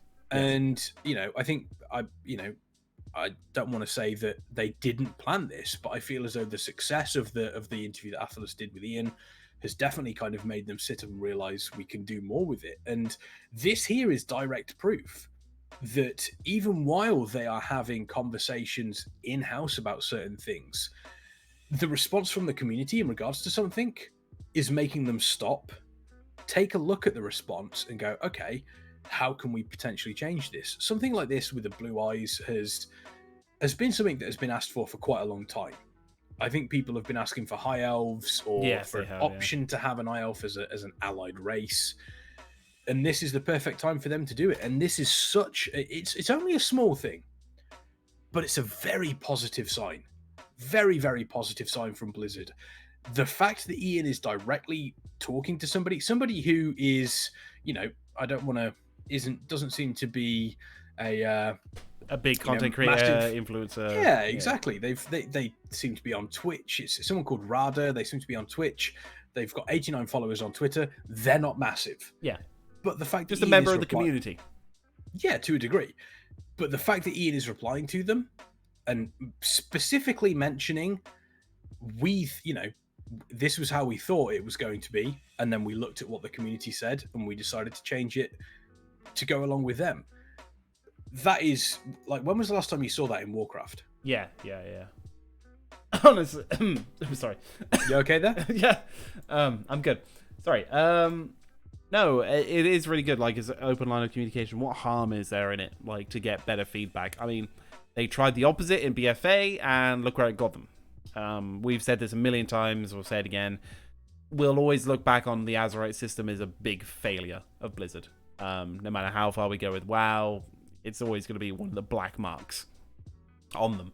And it will, because it just didn't work. It wasn't that fun. They didn't listen. They left it too late. They didn't listen. There are just many things about it. So now they're going the opposite, and they're listening and they're doing things, which is especially good. Now, specifically, not just for Shadowlands, but specifically for Torghast. Because every little change they're now suggesting, they're putting forward, and they're going, okay, how about this? How about adding a timer? How about doing this? And everyone's going, and there's a big chunk going, no. And imagine if they weren't in communication with us, and they were just like, how about we put a timer on it? Or how about we change this? How about change that? How about do that? Actually, change that. And then it comes out, in the end, we never even saw this first version of Torghast. Well, that's and then it comes out as a timed, run thing, and then we're like, this is crap. And if they were in communication, it might be different. So yeah. Again, they almost indirectly discussed the Azerite armor issue in regard, with Torghast, when they said, this is a big system. Mm-hmm. We want to get it out early. We want to test it. We want to make sure it's how it should be. And that never, that didn't happen with Azerite armor 5 weeks before the beta ended. Here's your Azerite armor, have fun. Yeah. I think I spoke about this last week's show or the week before, the last show that we did. It would have been a week before, because last week it didn't exist. Where I mentioned the fact that, again, people are saying, oh, this is terrible, this isn't Torghast. It's like, okay, yeah, agreed, but at the same time, this isn't all the information we have. This could be a different version of Torghast for a different time. This is why they're testing it now, because if we turn around and we say this is not what we want, they can act upon it. They can change things. So it's, again, positive things from Blizzard. And it does seem, and I know that there's always going to be detractors, there's always going to be people that moan, but over the past 12 months, or maybe not even 12, over the past 6 months, you can't really fault what Blizzard have been doing. Nope. They've been doing a fantastic job across the board. Yep. And it's, I know a lot of people were complaining, going, oh, we won't see Diablo 4 for ages, we won't see Overwatch 2 for ages. It's like, okay, maybe they're finally going back to it is ready when it's ready. It is ready. Yeah. Which is something that they stuck to for the longest time. And then changed. And then changed for some reason. Mm-hmm. Which, again, I don't know why they did, but they did. And hopefully going back to that is going to be a very, very positive thing for them. Yeah, we hope so. Okay, all right then. Speaking then of, Blizzard being open and, doing all the good things and listening to the community and making changes where there should be changes. Heirlooms. Yes. What changes are there to be about heirlooms, Mr. Kexman, which you discussed on your roundtable this week over on YouTube? Yes. So this week I had the pleasure of hosting Mango from Warcraft Radio. I also had Farseer on, and I also had Des Mephisto. For those of you that have been in the community, you know exactly who he is. He is a leveling god. 49 warriors on one server. He has... Farseer as well, I just had to point out, who is literally his character. Yeah, it's impressive. He's the tallest gnome. It's incredible. And Des Mephisto brought up a very, very good point, and it's something I suppose that you never really think about, and it's something I've thought about more over the past couple of days after talking to him, is you don't realize how much effort and skill there is in speed leveling. The absolute, speed that Des Mephisto has been doing it is incredible, and one that I'm massively impressed with, and there's a whole website dedicated to stuff like this. It's the levels are ridiculous. I think it was 1 to 10. I think was done in 24 minutes or something like that. Which, even though the speed, the level increase is there, that's still quick. Yeah. And he mentions that there are a lot of failings with the heirloom system, and he says he's noticed it most since we've gone into BFA, but he's at a point now where they do something called heirloom swapping, which is where they will not wear heirlooms during the leveling process because the stats that they are given are worse than the gear you get from quest rewards. Sure, yeah. However, when they hand in quests, they'll swap all their armor to their heirloom gear, hand in the quest, and then swap it back. Yeah, the experience boost. Exactly. Okay. Interesting. Which is what he says is essentially a failure of the heirloom system. The whole point of the heirloom system is that these things level with you. Yes. These things are supposed to go along with you as you go through the game. They're like wearing a really good green or a really okay blue rather than a reward you get from a quest, which would be equivalent to an epic, essentially. Yeah, exactly. Now, there was a couple of ideas that we discussed. The one idea that I put forward, and bearing in mind that I don't really have any connections to the speed leveling community. Yeah. And the idea that I put forward is one that apparently has been getting a lot of talk in that community.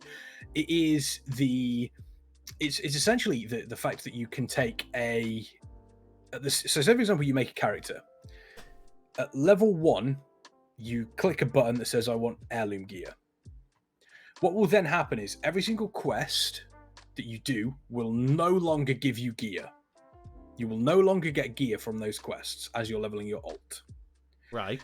However, you will get extra XP from all of those quests based on a certain percentage if you've unlocked if you've unlocked your heirloom gear, it will be, I don't know, say you could tie in with the recent XP buff we had, 100% increase. Your heirloom gear will then be, every single level will be the equivalent of, and it will be realistically your quote unquote best stats for that spec. Mm-hmm. And as you level, it will always be at a blue quality. Yeah. In its stat weights and what it gives you.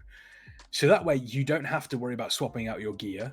Realistically, you're not constantly thinking, is this better than this heirloom? You don't have to worry. It does sound horrendous for them to implement. I'm not any drastic change that people suggest to improve the system when it's like quite a bit of heavy work is always going to be an ass for Blizzard to implement. Always will be. It's something that is going to be difficult. But go on, and I think the conversation we had was it's not going to be easy for them to do, but it's definitely something that they could potentially look at. The second idea that Des Mephisto had that I really, really enjoyed was, he says that the speed leveling community is something that, it's not massive, but there are definitely people there that do it. He says one thing that they could do is they could make it so that you, as you're leveling your alts and stuff like that, you can upgrade your heirlooms. So this is something that, it's a system that is in place for people that do, if you've got one person, say someone like me, I have one other 120. That's all I have. I don't do alts. People know this. I don't either, even though I've got like 6. But people who have got like 20, 30, I know Rav has made a point of getting every single race up to 120. I know, every single class, stuff like this. Every single class or every single race. I can't remember which one it was. But there should be something in place where, say, for example, someone is doing a lot. There we go, class. Every single, heirlooms can be leveled up.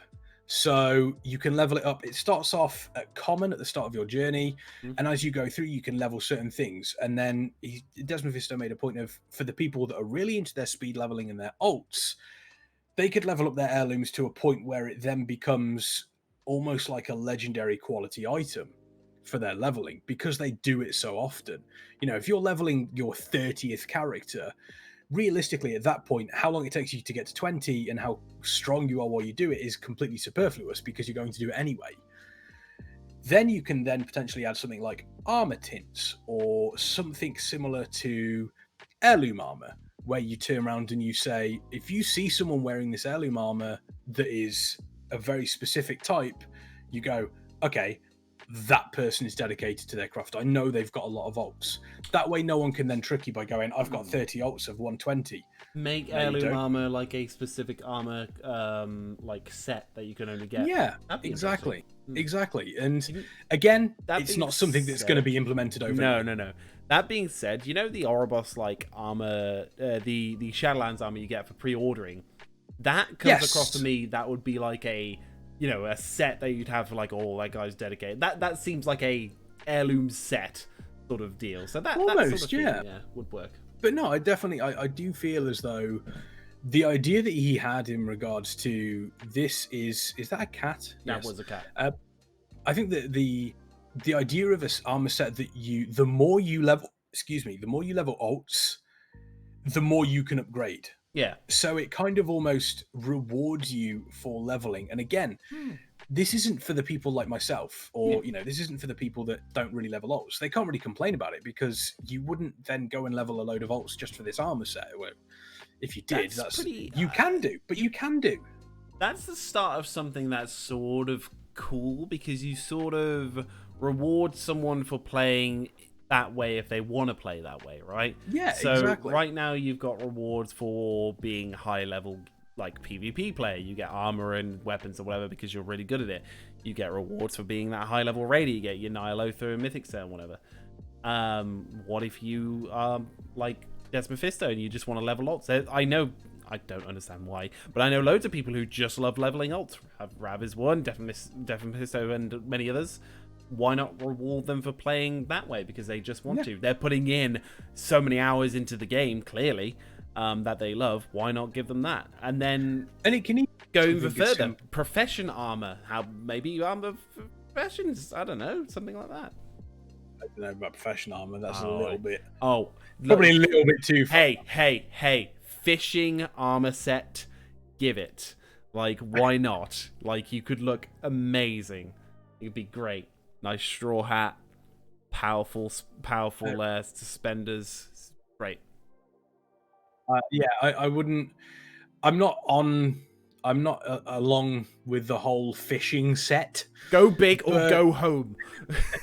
even if it's an armor tint, they could do something very, very specific. Where the armor tint may be, they could have a sort of an armor tint that changes color. Maybe that's kind of like a shifting twilight color, like a. Maybe. Thank you, also, Rav. Rav is on board with the profession sets. There you go. So cosmetic sets could be cool, but I think when you then start adding, so you've got raid, PvP, heirloom, cosmetic, allied. Yeah. Okay. Yeah. Okay. It's work. Running an MMO is a big work, man. It's all I'm saying is, if you're going to go down this route, if we are going to do a profession set, engineering has to have one of those welding masks. Yes. Why do we not have that yet? Like that cool. Needs to. Okay. So engineering has to have a welding mask. Blacksmiths have to have a welding mask. What? No, because they don't weld. I know. Blacksmiths have to have Maybe they could get a special a skin thing where their face is black, covered in black soot, instead of actually like an armor piece. Apron. How many? Yeah. Miners need to have a mining torch lamp thing. We already have that, but a good one, like a really good looking one. Yeah. There needs to be a belt full of potions for an alchemist. Yes. There needs belt to full be of herbs for a herbalist. Herb pouches. An enchanter. Or a bag. Or a sack. What about an enchanter? Interesting.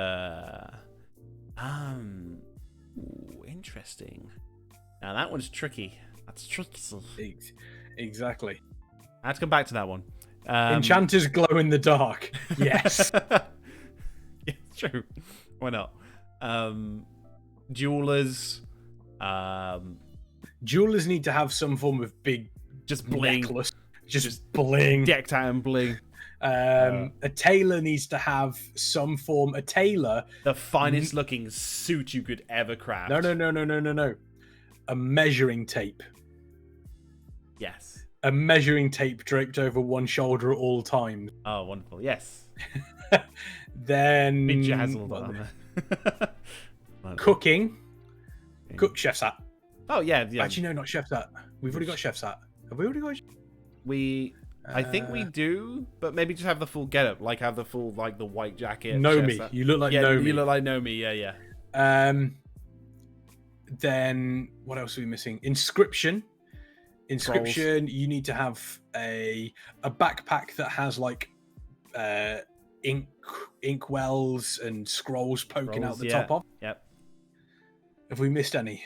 Chat, have we missed any fishing? Pretty sure we have obviously fishing. Straw hat and the like the long trousers. I think we might have First aid. Oh. Archaeology is a hard hat? No. What's his name's hat? The explorer. Sir Finley Murgleton. No, how dare you? No, the human. Oh, Harrison Jones. Yeah. Get that uniform. Get that getup. Of course. Makes sense. I think, by the way, my camera might start to go slightly weird. Are you ascending into Bastion? The sun is setting. You are. Kexman his soul is being pulled towards Bastion. Yeah. I don't know how. That is not where he belongs. That is not where he would go. You get your ass back here. Whereas I am slowly being consumed by the maw, apparently. The sun is setting, and there's nothing I can do about the sun. Literally nothing I can do about the sun. Based on what, Kexman? Based on what? Mercurian. I need angelic music. You are the furthest from a bloody Kyrian, like out of anyone I know. This is only going to last for about 5 minutes while the sun sets, so don't worry. It's really annoying. I've noticed it during pouring through. This has never happened before. No, I'm. Welcome to the hang summer. Hang on. If I move. Oh, hey, there you go. Wonderful. You're no longer ascending. I'm no longer ascending. I've literally just moved my camera to the left slightly. You're going to have to keep moving it further and further. No, I've moved it away. The light is going right. Oh, wonderful. There you go. There's a very specific point just behind me where the sun is beaming through a hole in my blinds. Wonderful. But yeah, I think first aid, I feel first aid can actually have like bloodied bandages all over them, so they look like they've bandaged themselves up. Yeah, it could See, be. this is the little stuff that it doesn't even need to be full transmogs. An item. I'd love full An transmogs, item but, yeah. or a piece. Well, yeah, an item or a piece of armor to go along with that. First aid was removed. First aid was removed, but I still feel as though it should be something that you can get. Yeah. No, it's a great idea. So yeah, no, but because the thing is though, we kind of had this discussion before about dungeon armor and stuff, about how they had to keep doing work and updating it for each dungeon, this, that, and the other. The thing is, professions is you're putting it once and then that's it. Yeah, it's exactly. there then, even like from expansion to expansion. I mean, you could maybe give it like a few updates if you want down the line, but that is more of a kind of that sort of thing. Like feels to me a bit more down to earth with the community sort of thing, rather than the top end mythic raid armor and the top end PvP armor. If you kind of bring it back down to the masses, because rather than the top 1%, you go, here's armor for you being like a really good herbalist. You're like, shit, all right, cool. Because that also gives me something to work towards. Because for example, I took up archaeology and I've been doing it. It's been okay, but I've looked up all the things that I'm going to get from archaeology. I'm like, there are a few okay things, but then I get to the end, I'm like, guess I wait for the next expansion to level it up another 800 or 20, 200 points. How about a reward or something? Like, because people like titles, I guess, but like I'm not a person of titles. I have like a bajillion titles on my character. I never switch to any of them because I don't care. I've got Total RP2 running. I basically have a first name, second name. I'll give myself a custom title, and that's it. Like, I don't care about the in-game title stuff. It means nothing to me. If I see someone running around with, like, Bane of the Lich King or Destroyer's End or whatever, I'm like, don't care. Like, I don't even give it a glance. Who even looks at titles anymore? Let's be honest.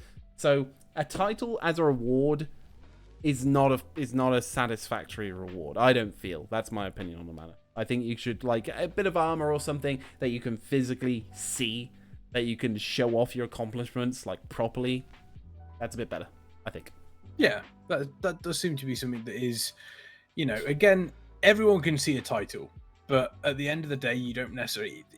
You only really see a title if you properly look. Yeah. Whereas if someone's wearing a really nice piece of gear, I will stop and just go, inspect. Yeah. What is that? Oh, yeah, no, I do that all the time.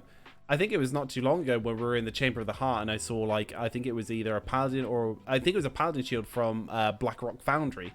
And I was trying to describe it to you. Or shoulders. It was someone with the shoulders and it had some, like, holograms. And I said it to you, didn't I? And I was like, I've never seen that before. And I was looking at it, I was like, what was that? And you looked up, I was like, oh, it's from Blackrock Foundry. I was like, that's pretty cool. I don't do that with titles. Those shoulders are really nice. Yeah, you don't do that with titles. It's, armor is realistically in a game that is... it's an RPG, it's about building your own character. Having more access to armor is never a bad thing. No. And armor is one of them things that doesn't lose value the more you add, either. Titles, I think, do. Like, because some titles are now easy to get, and because there are so many titles, and they've just got lost in amongst themselves, there's not much value to them anymore. But armor's always valuable. Because it's not like unique, but it's more unique than most other things. Like Transmog now you see so many different cool armor sets, and whether they've been to old Naxxramas or they've been and done the latest Nile of the Raid, or there's just so many, and it never devalues in just terms of looks. Not only does it not devalue, but also you got to take a look at the stuff that people can do with them. You see all the time people that will do turn around and go, okay, so I may have these shoulders, but I'm pairing it with a different set than you are. And we're potentially seeing even more come Shadowlands, where the option to transmog separate shoulders. Yes, which that is pretty cool. I'd you. imagine you would be Thank very you. happy with that. Yeah, thank you. I'm so happy with that. Yeah. Athalos making a point saying, I think specific titles have value, exclusive value, like High Warlord, for example. He's got Lieutenant General, which is the 4th highest rank in vanilla PvP, and he's super proud of it. Yeah, titles do have... Titles, especially very, very exclusive titles, have their place, and they have massive value. But it's not the first thing you see about a character. It's generally the sort of like the second or third thing you see. It's also not an adequate reward anymore. Like High Warlord and Lieutenant General, you worked for those. Like those were really tough to get. And right now, titles are not. Oh look, you killed N'Zoth. Woo, who cares? Like it like I don't. If someone killed... I don't mind having titles that are connected to raid kills. So killing Heroic N'Zoth, killing Mythic N'Zoth, killing the end boss of a raid. If it's a big raid, 100% you should get a title. No, for that. you should get a killing title. the end boss in a Mythic raid. You should. It's when you have titles that are connected to stuff like, I don't know. Oh, you've managed to complete all the quests in this zone. You get a title. Yeah, well, it feels. It doesn't feel like a rewarding reward.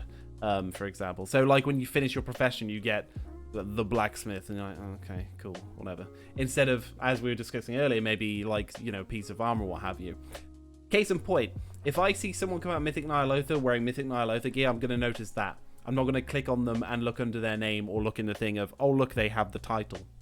Yeah, exactly. It's something you can. And Growthbot's saying, I don't even know where half of my titles came from. True. They just kind of show up sometimes. True. Yeah, I'm looking through and I'm going, where did I get this? Yeah, true. Dark Souls does it better. Fashion Souls is the true end game. It is. Like, honestly, armor is the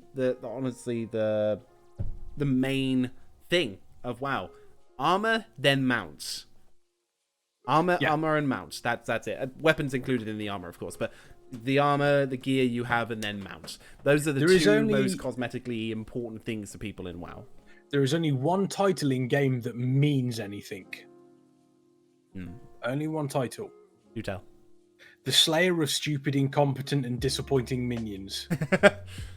That does sound important, actually. That's very important, and you get it from Black Queen Descent, from killing Maloriak. And Nefarian himself gives you that title for 30 minutes. And I wish we could keep that title. That is fantastic. The only titles that hold value are the ones you can't get anymore, like the Hand of Adel, Rav says. Yeah, that's true. Yeah, that's true. If you see someone with a Hand of Adel or, it's slightly different if you see someone with Scarab Lord.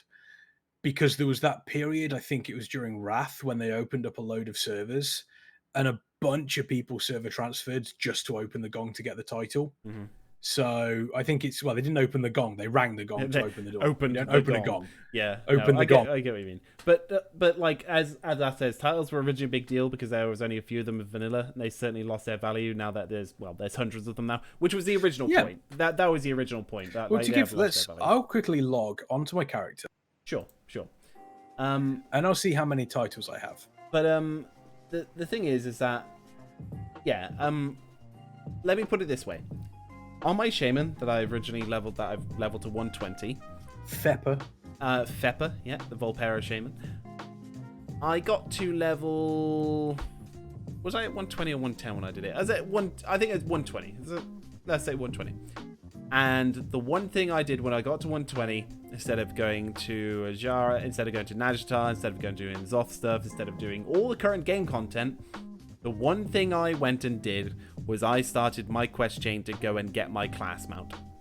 I wanted to ride that Wind Elemental, and I put in so much time and effort into getting that goddamn mount, and it was a little bit of a slog, but I really wanted to do it, and I put forward. And I've not put that much effort into World of Warcraft or into wanting something for such a long time. Do not underestimate what people will do for gear and mounts. That is like the most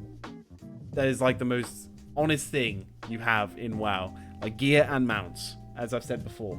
I would have never done it because the mount itself as well is like, to me, some people may think it's like a bit in terms of like how the mount looks or what it is, but like to me the mount looks really cool. I was really happy with it, so yeah, man. Like, so I've probably got about 60 titles, and some of them are fairly obvious. Bane of the Fallen King, I'm fairly certain is to do with Arthas. Yep. I've got Brewmaster, fairly obvious on that one, but that Delver of the Vaults, Blood Champion, is there a bird or a car alarm going off in the background? No. Every time you talk, I hear it. Yeah, there was a car alarm just going off, yeah. No. But yeah, I've got 55, 60 titles, and I have no idea where half of them have come from. No. It's so that, like I said, they've lost so much value. So to say like, oh look, when you get to the end of your profession, you get a title. Yeah. So, congratulations. And I think it's the class mounts are a really good idea. Some of them were better than others. The warrior one, it looked okay, but it wasn't great. But then the shamans, that was brilliant. Yeah. I think that the Death Knights one looked pretty cool with a coffin on the back. There was some really cool class mounts and little things like that. Yeah. I think they need to do more of. Yeah, definitely. So I also like the rogue. Yeah, I never see anyone. It's really rare to see people flying on them now, which is really odd. So like the Rogue's Raven mount, that was pretty cool. Like that's a really like giant Raven mount. That looked awesome. Yeah, that was, and there was still some. I mean, some people still do. Still do that. You for example, even though you're on your shaman, you're 120 now. You'll still ride your elemental. Oh yeah, because it's a that's cool all mount. That's all I ride. There are still some people. I still see mages on their mage mounts. Some rogues still like that mount. I think it's because with BFA there are some really good flying mounts out there at the moment. Mm-hmm. There are some really, really nice ones. Like for example, for my flying mount, I'm currently actually in arms using the warrior class order hall one. I think it looks really, it's probably the best version. The arms warrior version is the best version of the warrior class order hall. Mm-hmm. But I've also got access to stuff. Your simple stuff, your Ashes of Allah, your rarer stuff. But again, you kind of boil down to the one that you've been using, and I still see a lot of people that use the light forged mount, the Warframe. Oh, the Warframe is awesome. Yeah. I really wanted that at the time, and I've sort of given up on it a little bit. It's really cool. I do like the Warframe. Yeah. You still see, and it's nice to see there's a lot of people that still do use the older mounts. Yeah, they do. Growspot says, I see a lot of monks on the monk mount. That's a sweet mount. Yes, the monk mount is pretty cool. That's very, very cool. That's very cool. Mount. And I don't think they could go down the route of doing class mounts anymore, but maybe, I suppose they've done racial mounts before. You couldn't really convert them into flying. I'd like to see an updated Kodo, please. For the love of God. Staring at those Kodos, it's ugly as sin. Give me an updated Kodo. Swing them. Profession mounts, let's go. I want to see see miners in a minecart. Oh my God, yes. No, I love it. Yes. Miners in a minecart holding onto the front like that would be. Give Herbalist a bush. There's no rhyme or reason as to why it moves so fast, but there's just their head poking out and the bush is moving really fast. Nobody knows how or why. It just does. Maybe it's a rolling bush. It rolls. I don't know. The amount of silly ideas you could come up with. Herbalists get a what the bloody hell is it called? Tumbleweed. Oh, tumbleweed. Tumbleweed. They get tumbleweed. Just that's sit how they them move. on top of a huge sunflower and let it fly around. Why not? Why not? It doesn't need to make sense. Enchanters ride a giant crystal. Yeah. Like, why not? Just throw them in. Who cares, man? Tailors have already got their flying carpets. Hi, Ray. How's it going? Tailors have already got their flying carpets. I think, you can have... I love the idea of... Now, profession mounts I can get behind. Profession mounts I can get behind. I love that idea. Yeah. Just to see a miner in a minecart. That's what I need. Like, it just rolls around doing... Yeah. Just no tracks, just going around. Donkey Kong Country all up in here. I now want to see that as well. Exactly. The engineers already have their own motorcycle they make. Hang on. Hold the phone. So why do engineers get their own mount and other professions don't get theirs? Yeah. Blizzard. And who made... There was someone who made the magic Who carpet decided as well. that? Who decided that? There was a magic carpet as well. Wasn't that the tailors that could make the magic carpet? Yeah. So there's two, and then you left everyone else. Blizzard. Blizzard, please. Ian. Blizzard, please. Ian. What you playing at? What you playing at? Speaking of what are Blizzard playing at, we're currently still waiting on this week's alpha build. Normally, so the first 5 weeks, it was pretty much 8 p.m. BST on the dot. Servers would go down, and it would be there, and we'd be ready to go. Then it was Thursday for a couple of times, and we're now Friday evening here. It's still early doors, I suppose, technically in America, in California. Waiting on a build. We know a build was pushed to the dev servers yesterday. Waiting on the servers to go down so we can access it here. Interesting to see what's going to be in that. Whether or not it's going to be a smaller build, just adding some hot fixes. Whether or not... Is there a ghost in your room? What was that? Cats. Phantoms. That was amazing. Suitcase falling but no, onto I would falling onto floor. Yeah. Okay. Cool. Right. Okay. I'll sort that out in 10 minutes. Carry on. So yeah, we're currently waiting on that build. I think we had Ouroboros in the last build. Whether or not this build is going to potentially add in, I don't know whether this build is going to add any particular changes. Whether or not we'll see professions activated on the servers, maybe. Or whether or not we're going to see some of the previous builds where it's adding some models in, maybe breaking Farsight some more so we can't get into places. We can't get anywhere else anywhere no more. It just can't happen. I can still get into Ardenveld. That was about it. For now.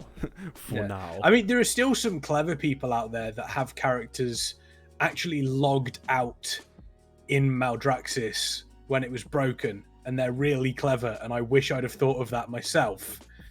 But it's How did one they of those. Get to Maldraxxus? Don't ask. What the heck? Don't ask. I love Mr. GF, the smile emote. The most innocent smile emote in the chat. Yeah. It was when he said, I was like, oh, god damn it, that sounds amazing. God damn it. But yeah, there's small things that I imagine are probably going to change if they do release the build.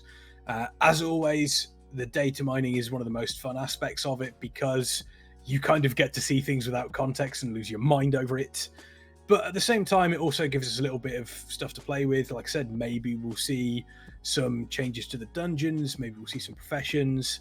Maybe even we'll see our first look at the Moor as a whole as a zone. They did mention that was going to be the case.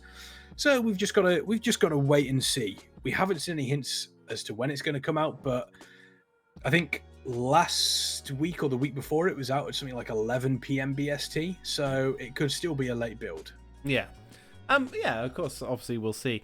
I'm sort of like the smaller changes, even though like it's my job, it's sort of difficult to kind of get like excited about like the little small changes now. When big changes roll in, I really want to be there for it. But when they add in just like this little change or this little change, it's like okay, all right.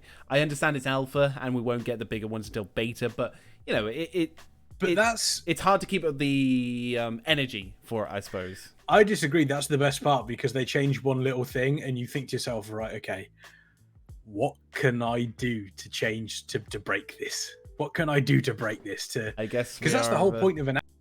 We are of two mindsets on that, which is why we have a few of us in the alpha to do these things, I suppose. Yeah, what can I do to break this? How can I get here? What can I do? It's amazing. I know that there was a group of us last week that, because they added Ouroboros and there was a weekly cash door almost, we decided, or it wasn't we decided, they decided, and I kind of went along with it. We did a Mythic Plus in BFA to see if it would activate the door, and I don't think it did. Sorry, I'm a bit distracted. My cats are using the fallen debris they caused to gain access to other places they would originally not get to. That's hilarious. Damn it. Okay. Flow of mind gone. Yes, so hopefully we will get some more Shadowlands stuff coming through soon. Fingers crossed. Fingers crossed. But yeah, obviously that'll be coming your way when we get that. Like, so I think I can find out exactly when. All we need to do is ask our friendly Almighty Farseer when we are going to see the next Shadowlands patch. Is it going to be tonight? Is it going to be tomorrow? We just don't know. Almighty Farseer is able to see far into the distance, an ability that Dunkirk does not have. So therefore, today is much better for us to have the Almighty Farseer with us today. Cool. So, Almighty Farseer. Yeah, we could ask. When can we expect the next Shadowlands patch? I'm under NDA. Sorry. They're under NDA. Nah. That's upsetting. They're under NDA. They can't. Even NDA gets the Almighty Farseer. Yeah. What? Well, nevertheless, we will be here next week. At least I will be. I can't speak for Dunkirk. He may still be a bus. We don't know, but I'm sure the Almighty Farseer will be with us. He may be a bus. Farseer, I'm assuming you're going to be here. Usually, yeah, as far as I'm aware. Yep. That about sums up everything from today. Thank you once again for joining us here on Warcraft Radio. If you are listening on Twitch here live now, don't forget you can get us on Twitter at Warcraft Radio, as well as YouTube, youtube.com/Warcraft Radio. And any sort of like comments that you guys leave, we always read, whether it's on YouTube, Twitter, anything like that. We always make sure that, if you guys have something you want for us to talk about, we'll see if we can get to that subject. It's, again, the whole point of this is finding exactly what's been going on in the Warcraft world and exactly how you think you do, but you don't. Now, stick around because we are going to raid Quissy after this. Quissy's fantastic, great player on Classic WoW. Does a lot of Classic WoW guides on Wowhead, which is she's very spunky. Is what Quissy is. That's a legit word. Yes. But once again, thank you for joining us here. Don't forget, our latest Shadowlands Roundtable is up on YouTube. My name has been Kexman. My name has been Farseer, and we'll let Almighty Farseer take you out. So just remember, guys. You think you do, but you don't. See you next time.